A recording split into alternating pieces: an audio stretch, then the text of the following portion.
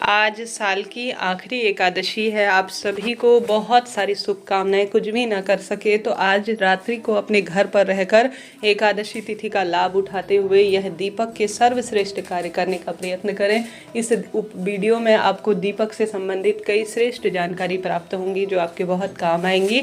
ध्यान से सुनिएगा जी, अंत तक बने रहिएगा। आप जानते होंगे आज के दिन किया गया कोई भी कार्य, जैसे कि आज के दिन दीपदान विशेष किया जाता है, गर्म वस्तुओं का दान किया जाता है, एकादशी व्रत की कथा सुनी जाती है, तो यह पितरों को भी एक अंश इसका प्रदान होता है और इससे परम सुख की अनुभूति होती है। गुरुजी कहते हैं जब व्यक्ति जीवन में दीप दान करता है तो वह अपने पितृ, इष्ट, कुल देवी मैया और सभी देवी देवताओं के लिए मार्ग प्रशस्त करता है और घर की नकारात्मक ऊर्जाओं को भी यह दूर करने का कार्य होता है। तो आप व्रत कर सके या ना कर सके कोई दिक्कत नहीं, शाम के समय हाथ पैर धोकर कुल्ला कर लीजिए। उसके बाद आप सभी ओम नमो भगवते वासुदेवाय या श्री शिवाय नमस्तुभ्यम या कोई अन्य महामंत्रों का स्मरण करते हुए दीपदान करें। सबसे पहला जो सबसे सरल उपाय है जिसे मैं आपको दीपदान वाला बताना चाहूँगी वह आपको अपने घर की रसोई में करना है। रसोई में आपको स्वधा माता का स्मरण कर कर और सोमक पित्र का नाम लेते हुए एक दक्षिण दिशा की ओर लंबी बत्ती का दीपक लगाना है। आज आप सभी के जीवन में बहुत अधिक पितृदोष लगा हुआ है जिस कारण बच्चों का विवाह नहीं हो रहा है, वंश वृद्धि नहीं हो रही है, काफ़ी कर्ज है, शारीरिक मानसिक आर्थिक परेशानी से जूझ रहे हैं। तो दक्षिण दिशा की ओर भले ही आटे का दीपक लें या मिट्टी का दीपक लें, इच्छा आपकी है। गुरुजी कहते हैं वहाँ पर बैठकर आप स्वधा स्रोत आप गूगल से सुन सकते हैं, स्वयं पढ़ सकते हैं। 12 श्लोक का यह जो है छोटा सा पाठ होता है। इसे आपको अपने घर की रसोई में स्वधा माता का स्मरण कर कर सोमक पित्र का नाम लेते हुए दक्षिण दिशा की ओर लंबी बत्ती का दीपक लगाकर सबसे पहले उसमें आप एक चावल का दाना डालकर उस दीप को प्रज्वलित कर दीजिए। संभव हो तो यह कार्य करें। स्वधा स्रोत का पाठ आप नहीं कर सकते हैं तो सिर्फ दीपक लगाकर दीपक के अंदर एक चावल का दाना डालकर, आप चावल खा नहीं सकते, एकादशी के दिन उपयोग नहीं कर सकते, तो दीपक के अंदर डालने में कोई दोष नहीं है, कोई दिक्कत की बात नहीं है, डालने में कोई दिक्कत नहीं है, खाना नहीं है, बस इस बात का ध्यान रखना है।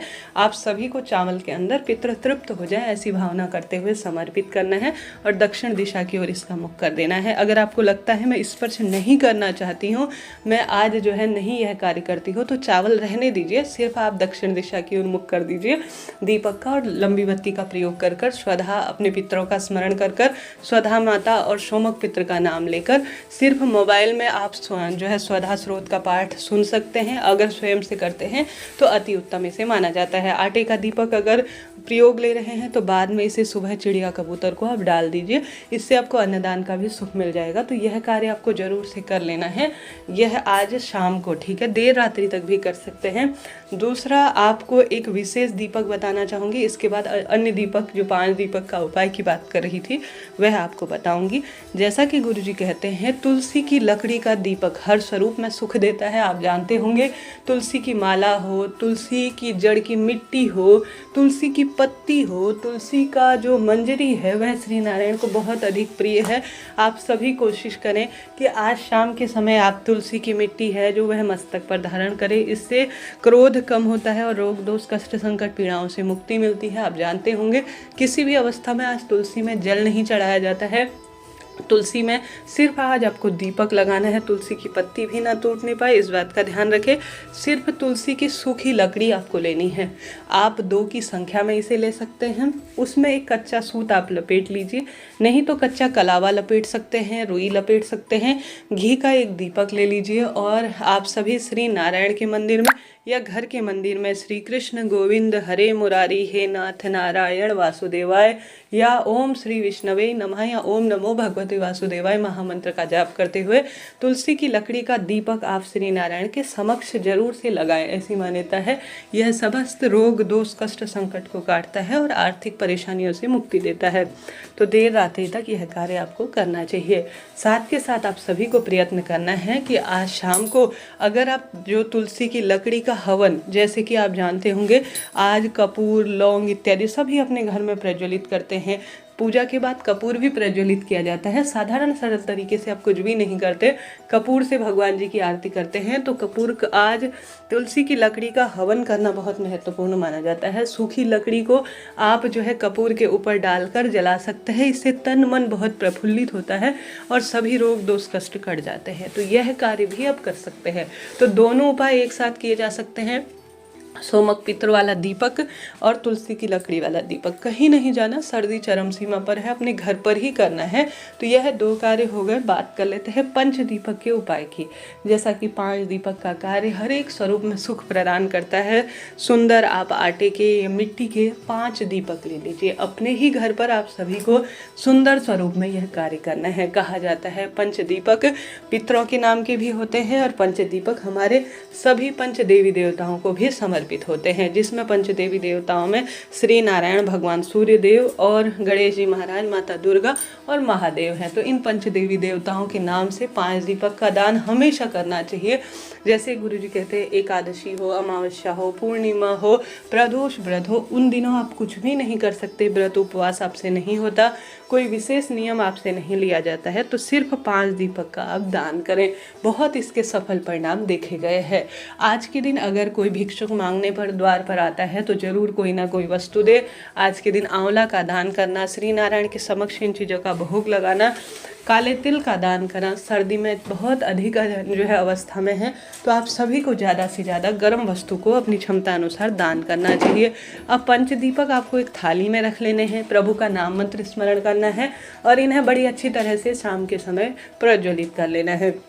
घंटी बजाते हुए इन 5 दीपकों से भगवान जी की जो समस्त देवी देवता आपके मंदिर में विराजमान हैं उनकी इससे आरती कर लेनी है और इस दीपक की रोशनी को पूरे घर में भी घुमाने का प्रयत्न करना है। अपवित्र स्थानों पर न जाएं, बस इस बात का ध्यान रखें। उसके बाद आप सभी को क्या करना है, पंच दीपक में से एक प्रथम दीपक अगर कोशिश करें इन पंच दीपकों का आप पवित्र स्थानों पर दान कर सकते हैं तो अत्यधिक शुभ माना जाता है। जिसमें से आज के दिन केले वृक्ष की जड़ में, क्योंकि आज गुरुवार का दिन है तो बहुत शुभ माना जाएगा, आप सभी पीपल वृक्ष की जड़ में समर्पित करते हैं दूसरा दीपक तो अत्यधिक शुभ माना जाएगा। परंतु न जा पाने की स्थिति में घर पर कैसे करना है सुने। आप सभी को तीसरा दीपक बेलपत्र वृक्ष के नीचे लगाना है, चौथा श्री नारायण के मंदिर में, पांचवा महादेव के मंदिर में। यह 5 स्थान ऐसे हैं जो अपने आप में पितृतुल्य हैं और देवतुल्य कहे गए हैं। परंतु इन 5 स्थानों पर आप न जा पाए तो आज अपने घर पर जैसे आपने भगवान जी की आरती कर ली, विधि विधान से पूजन हो गया, घर में आपने घंटी बजाकर इसे घुमा लिया, तो पहला दीपक आप सभी को अपनी तुलसी माता के समक्ष, क्योंकि यही स्थान है जो हमारे अपने आप में सबसे पवित्र है और श्रेष्ठ कहा गया है, तो सबसे पहला दीपक आपको अपने घर की तुलसी में विराजित कर देना है।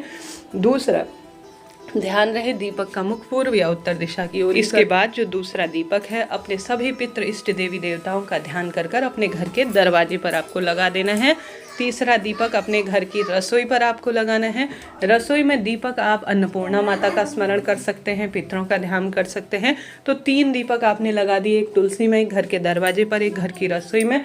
चौथा दीपक आपको अपने घर के मंदिर में रख देना है। आज सभी देवी देवताओं का ध्यान कर कर आप सभी जो है एक दीपक अपने घर के मंदिर में रखें।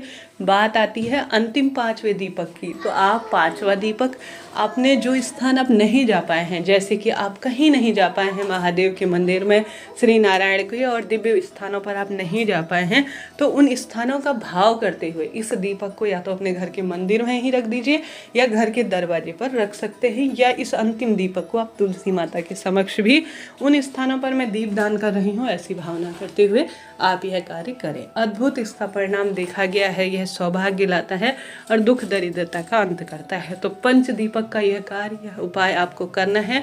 अर्धरात्रि तक कर सकते हैं। एकादशी तिथि में अखंड दीप रात्रि जागरण का विधान है, तो ज़्यादा से ज़्यादा दीप दान करें और परम सुखों की अनुभूति करें।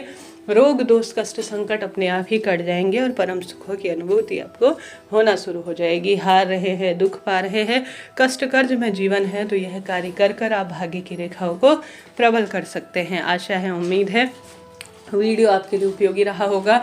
जितना संभव हो आज अपने घर पर मोबाइल में या स्वयं जो है कथा का श्रवण करें और स्वयं भी जो है मोबाइल इत्यादि में कथा सुने। पीली वस्तु का ज़्यादा से ज़्यादा दान करें, जैसे चने की दाल हो गई, केला हो गया, यह बहुत शुभ सूचक वस्तु मानी गई है। ज़्यादा से ज़्यादा गौ माता को इन चीज़ों को खिलाएं और साथ के साथ केले वृक्ष इत्यादि का पूजन करें। आज विष्णु सहस्त्र नाम का पाठ करना, एकादशी माता की कथा सुनना और जितना संभव हो प्रभु के नाम मंत्र के साथ साथ भगवान का सुंदर श्रृंगार करना। जैसे श्री नारायण के लिए आप तुलसी की माता का जो माला है उसका प्रबंध कर सकते हैं, पीले फूलों की माला का प्रबंध कर सकते हैं। महादेव के लिए भी पीले फूलों की माला और जो बेलपत्र की माला है उसका प्रबंध करते हैं तो भी परम सुखों की यह अनुभूति कराता है। तो इस तरह से आप सभी को ज़्यादा से ज़्यादा भगवान के नाम मंत्र का स्मरण करते हुए इन सरल सरल से कार्यों को करने का प्रयत्न करना है। निश्चित रूप से जिस कामना के तहत आप कार्य करेंगे वह कामना सिद्ध होगी और परिवार के संकट कटना आरंभ हो जाएंगे। तो आप सभी लिख दीजिए कमेंट्स में हर हर महादेव, जय शिव शंभू। कुछ भी ना कर सके तो चलते फिरते इन कार्यों को करें। इससे पहले मैंने तुलसी और बिंदी का उपाय बताया है, उस वीडियो को देखिए। उसके बाद हरिहर दीपक का एक श्रेष्ठ कार्य और उपाय बताया है, कृपया उस वीडियो को देखिए। वह उपाय भी बहुत कारगर हैं, बहुत श्रेष्ठ हैं। आप जानते होंगे समय समय पर गुरुजी अपनी कथाओं के माध्यम से कई श्रेष्ठ उपाय बताते हैं जो कि बहुत सुंदर स्वरूप में फल देने वाले कहे गए हैं। हर हर महादेव, जय शिव शंभू।